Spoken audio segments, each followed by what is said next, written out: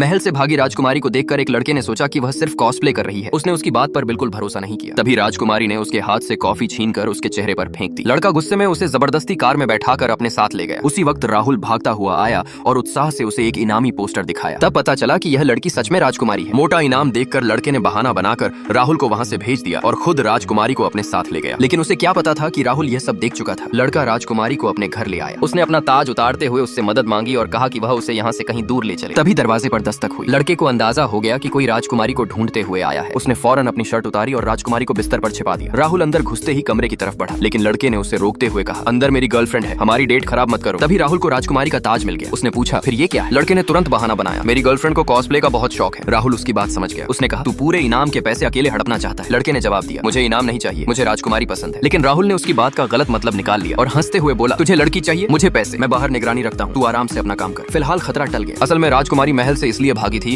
क्योंकि वह जबरदस्ती की शादी नहीं करना चाहती थी। बचपन से ही उसके चाचा ने उसकी जिंदगी को कैद बनाकर रखा था। उसने कभी खुलकर जीना सीखा ही नहीं था। लड़के ने उसे पहली बार आजादी का असली एहसास कराया। दोनों घर पर बैठकर पिज्जा और पॉपकॉर्न खाते, साथ में हिट टीवी सीरियल देखते और आम लोगों जैसी छोटी छोटी खुशियों का मजा लेते। राजकुमारी के लिए यह सब किसी सपने से कम नहीं था। जब सीरियल का हैप्पी एंडिंग आया तो उसने भी उसकी हीरोइन की तरह लड़के को किस कर लिया। इतने सालों से सिंगल लड़का पूरी तरह घबरा गया। उसने कहा, हमें मिले सिर्फ एक दिन हुआ है। राजकुमारी मुस्कुराकर बोली, क्योंकि शायद आज ही आखिरी दिन है, इसके बाद शायद तुम्हें मुझे किस करने का मौका कभी न मिले। दोनों के बीच प्यार की शुरुआत हो चुकी थी, लेकिन तभी राहुल का फोन आ गया। लड़का थोड़ा दूर जाकर कॉल रिसीव करने लगा। उधर राजकुमारी अभी भी अपनी हरकत याद करके शर्मा रही थी। राहुल ने पूछा, क्या प्रोग्रेस हुई? लड़के ने जानबूझकर कहा, बस एक किस मिली है, बात अभी बनी नहीं, तुम जाकर थोड़ी स्ट्रॉन्ग शराब ले आओ, उससे नशे में कर देंगे तो शायद मान जाए। राहुल हंसते हुए तैयार हो गया, लेकिन दोनों को पता नहीं था कि राजकुमारी पूरी बातचीत सुन चुकी थी। वह बुरी तरह टूट गई और रोते हुए बोली, तुम भी बाकी लोगों की तरह सिर्फ मेरा इस्तेमाल करना चाहते हो। लड़के ने तुरंत सच बताया। उसने कहा कि वह सिर्फ राहुल को वहां से दूर भेजना चाहता था ताकि दोनों आराम से भाग सकें। उसका कभी भी उसे नुकसान पहुंचाने का इरादा नहीं था।